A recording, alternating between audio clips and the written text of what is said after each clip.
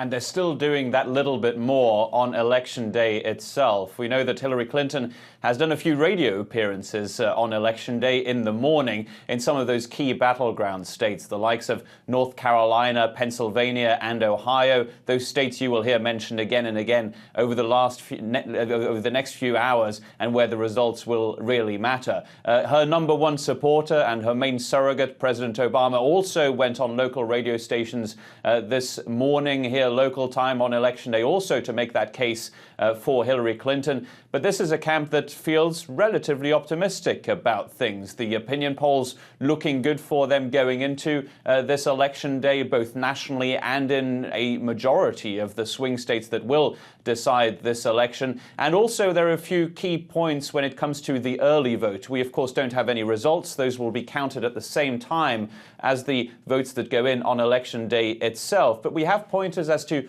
who has been voting, and we know that there has been an upswing in Latino voters, especially in some of the key states where this election will be decided, Nevada, for example. But we also know that in a place like North Carolina, where I spent a large part of last week, the African-American percentage of the vote has actually gone down. So there are reasons to be optimistic, other reasons to maybe worry that little bit, but the Hillary Clinton camp is pretty confident that the timetable that tends to happen on election night will be more or less the same in 2016. That means both a concession speech and a victory speech at some point between 11 p.m. and midnight here local time. That's between 5 a.m. and 6 a.m.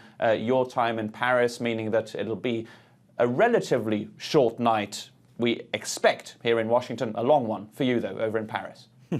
You're talking there about concerns for the Clinton campaign. There's been some talk of these so-called shy or silent Trump voters, people who tell the pollsters that they're voting for Hillary Clinton or someone else, and once inside the polling booths, they might vote for Donald Trump. Is that a real concern?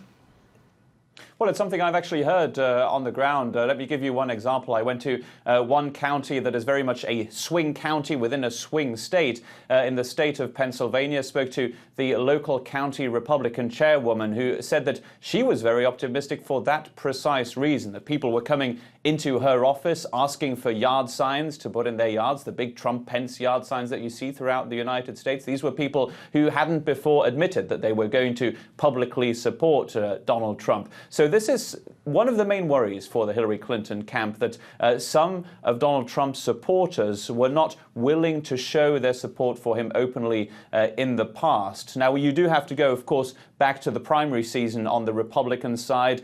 These people did vote openly for Donald Trump. And yes, there were some Democrats who changed party to be able to vote for him, but that wasn't really a dominating tendency. This is one worry for the Hillary Clinton camp, not the biggest one, but it would probably be one of the main reasons why Donald Trump would win, was it to come, if it was to come to that scenario. Again, one demographic that is really important for him is the white working class, the white working class male, but also a female vote. That is something we'll be looking out for tonight here when the results first come in. There are certain voter blocks that these candidates really need to turn out for them. But again, things according to the last opinion polls that came out and to some of the exit poll data that is coming in now, things looking relatively good for Hillary Clinton, but that's as far as we'll go for now.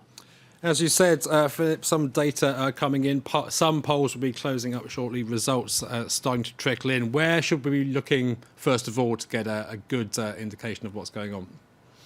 Well, first of all, what you will first see will be two states where results will come in, or rather projections by US media. The first two states where polls have already closed are Kentucky and Indiana. Now, these are two states that traditionally go to Republicans and will go to Donald Trump predictably again tonight. But that should probably be ignored more than anything. It will look like a Donald Trump lead, but that will quickly be changed because that's when the next projections will come in from US media, because some very important states on the East Coast will come in slowly but surely. That's Virginia, North Carolina, and part of Florida, where polls will close inside the next hour. These are states where it could take a little while for us to get that final result. It all depends on how willing US media are actually to make those projections. When they think they have enough information from the exit polls, from opinion polls, and from actual results, all of this put together gives them the confidence to project a winner. Florida is, of course, the big prize. If Trump does not win Florida, his path to the White House is very, very small indeed. That is the biggest one to look out for. But also North Carolina, another one of those really important states.